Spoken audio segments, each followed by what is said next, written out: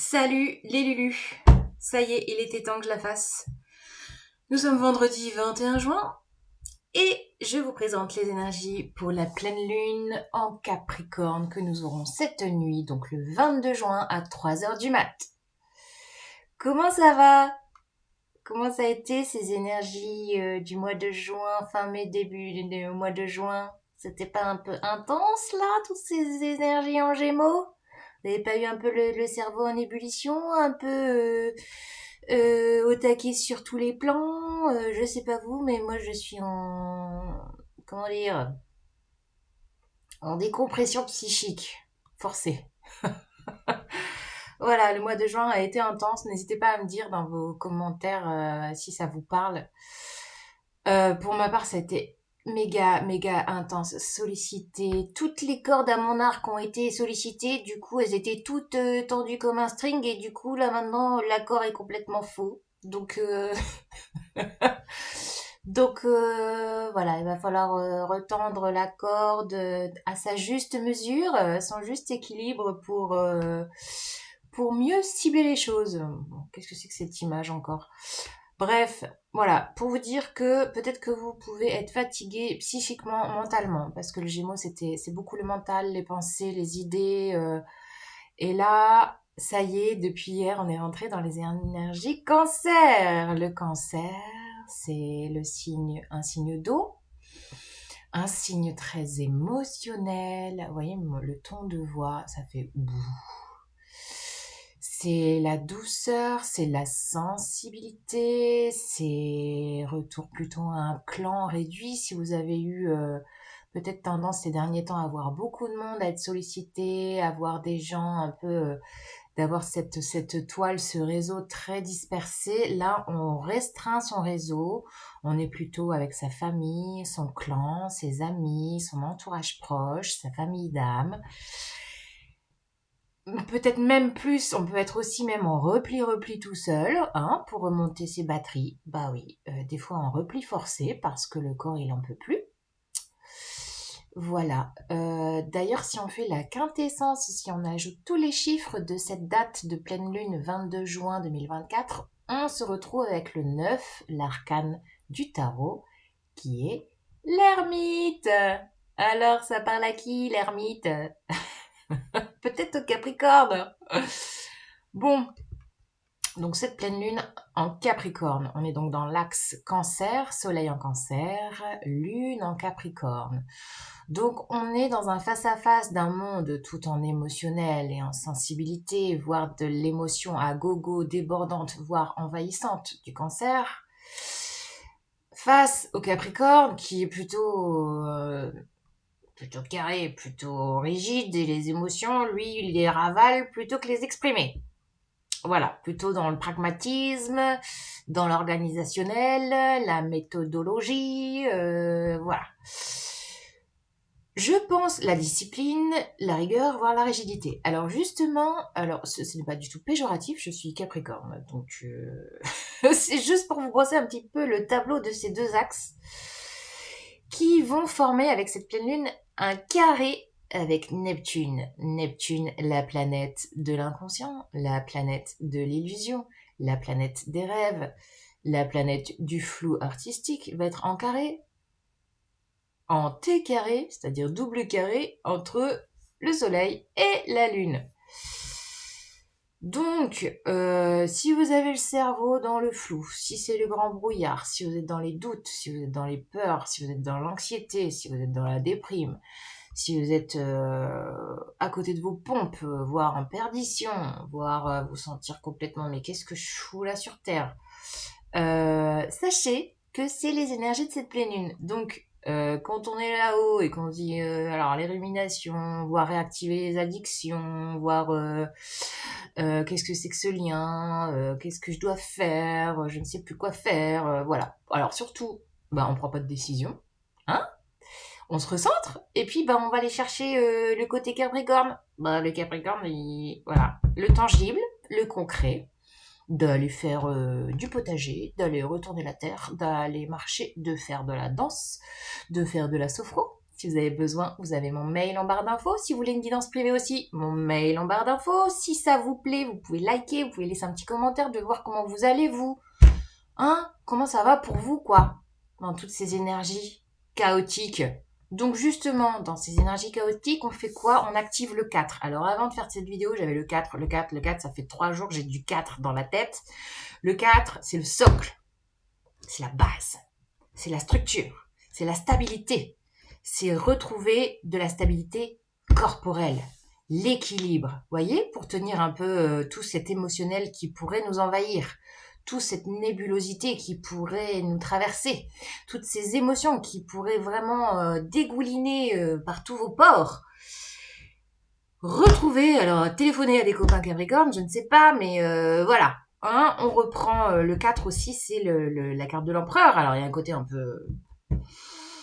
Bon, on prend ses responsabilités, on se retrouve un peu plutôt les pieds sur terre, les pieds dans l'eau, les pieds dans l'herbe, voilà, les pieds, on lâche le mental là, parce qu'en toute façon le mental il n'en peut plus. Voilà l'idée. Bon, bah vous me direz, on va regarder les cartes. C'est parti, Oshozen Tarot, qu'est-ce qu'il a à nous dire?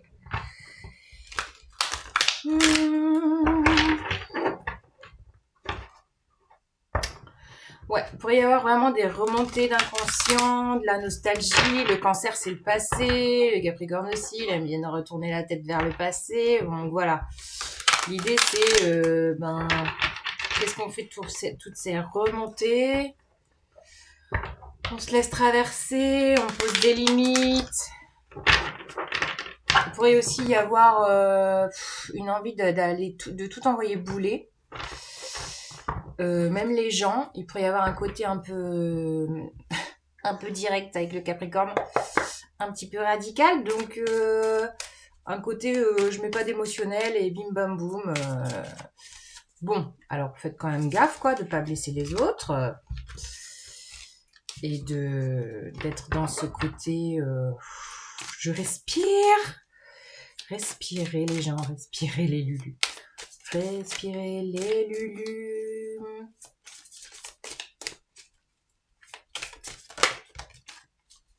Oh là là. Voilà. Qu'est-ce qu'on fait? On met du baume sur sa tête qui est en feu, qui a été chauffé tout le mois de juin. On respire avec le ventre, respiration abdominale. Si vous avez besoin, vous m'écrivez. Yes. Alors, on a la guérison, on a la nouvelle vision. Donc là, vous voyez, on change de point de vue, on change d'énergie. Yes, la confiance. On garde confiance. On se laisse pas envahir par son vague à l'âme. Il pourrait vraiment y avoir du vague à l'âme. Voilà, magnifique, l'empereur. Wow, on a des super énergies là. Génial. Le roi de bâton. Voilà, on retourne en son centre. On active le feu intérieur. Et là, on a l'achèvement. C'est la carte du monde. On boucle un cycle. Je pense qu'on va vraiment switcher d'énergie là. En entrant dans ces énergies cancer, il y a vraiment peut-être du tri à faire pour ça, d'y voir plus clair avec le pendu. Hein. Le pendu, c'est aussi de prendre conscience et de prendre les choses, de prendre du recul. Il y a aussi besoin de prendre du recul. Donc, si vous avez envie de poser une décision, d'acter des choses, prenez le temps, parce que là, c'est vraiment avec le carré en Neptune, c'est un peu le flou-flou. Hein. Donc prenez le temps d'être dans votre corps, retour au corps, faites-vous masser, allez buller à la rivière, faites-vous massage de crâne, des massages au niveau du ventre, de respirer avec le ventre, de prendre du recul. On prend de la hauteur là, allez hop, hop. Voilà, on prend de la hauteur sur les choses ou sur les gens, on prend du recul aussi, peut-être de la distance, de prendre de la distance peut-être avec certaines personnes. De revenir en son centre avec le créateur, d'avoir cette responsabilité de comment on se sent. Alors, même si, bien sûr, il y a les forces astrales qui s'y mettent, eh bien, on a quand même cette capacité de s'accompagner, vous voyez, d'activer les bonnes personnes, de demander de l'aide si vous avez besoin, bien sûr, mais d'être aussi acteur dans tout ce qui se passe pour soi et de prendre ses responsabilités pour sentir qu'on clôture peut-être, voilà, peut-être clôture d'une année qui a été intense, éreintante, je ne sais pas. Voilà, voilà. Alors, je vous rajoute. Alors, j'avais envie de vous donner un petit animal parce qu'ils sont très présents pour moi. Ils sont très régénérateurs, les animaux, surtout les oiseaux, là. En ce moment, moi, le soir, coucher du soleil, j'écoute le chant des merles. Il est 20h41 et hop, je me mets dehors. Et j'écoute les merles comme s'ils étaient en train de me faire un concert. Enfin, c'est tellement magnifique quand on y prête attention. Soyez aussi dans des moments de rien, des moments où on écoute juste la force de la nature. Enfin, ils sont puissants, les animaux. Mon chat, c'est pareil, quoi. Il dort à côté de ma tête tellement il doit sentir que mon psychique a été à fond les ballons. Il dort collé à ma tête, quoi. Comme s'il venait purifier pendant la nuit toutes les informations qui n'ont plus lieu d'être. Venir nettoyer, quoi, les méninges. Un petit côté comme ça. Donc, appuyez-vous sur vos animaux domestiques, les animaux dans la forêt. Et voilà, on a qui? L'esprit de l'antilope. La vie s'accélère. Ouais, la vie s'accélère. Alors, tout s'accélère, hein. Je sais pas si vous avez remarqué, tout s'accélère. Donc, ralentissez. C'est ça, en fait. La vie s'accélère, donc ralentissez.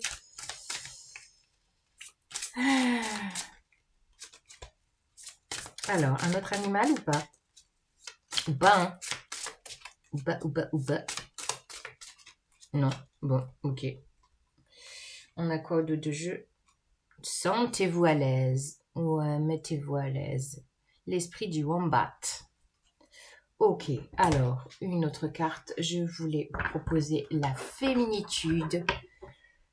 Les cartes de féminitude, ce côté cancer qui est très émotionnel, c'est aussi le féminin. C'est la mer. Alors, quelle est la carte pour la pleine lune? Le message que je vous lirai dans ces énergies de pleine lune qui vont être intenses, surtout, regardez, qu'est-ce qu'on a? Voilà, la solitaire. Je vous disais, n'hésitez pas à vous mettre en repli. Si vous avez besoin de vous recharger dans la solitude, on a l'ours aussi. Alors, je prends mon petit bouquin. C'est la carte 1.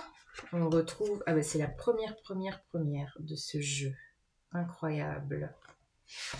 Nous avons les mots-clés retrait, solitude, repos, silence, intériorité. Bon voilà, c'est tout ce que je vous ai dit. Soyez dans vraiment ce repli, mais pour prendre soin de vous, quoi. On a été tellement dans l'effervescence que là, et puis pour le calmer aussi les doutes, les brumes, les illusions. Il peut y avoir beaucoup d'illusions aussi, ou des désillusions. Donc prenez le temps de vous ressourcer, de vous reposer, vraiment. Prenez le temps de vous reposer. Voilà. Et une petite carte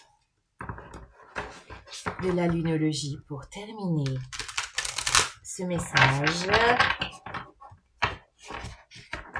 La lunologie pour la pleine lune en Capricorne. Pleine lune en Capricorne. Quel est le message de la lunologie? Donc bien sûr, les quatre, je sais plus si je l'ai dit, vous voyez, je suis un peu aussi dans la confusion, hein, il peut y avoir beaucoup de confusion. Donc les signes cardinaux sont donc les Capricornes qui vont être très impactés, les Cancers, les Béliers et les Balances. Bon, à mon avis, tout le monde sera impacté, mais je vous donne quand même les 4 signes qui pourraient l'être davantage. Voilà, donc je vais aller la chercher. Et nous avons. Attendez-vous à un changement considérable. Éclipse de nouvelle lune.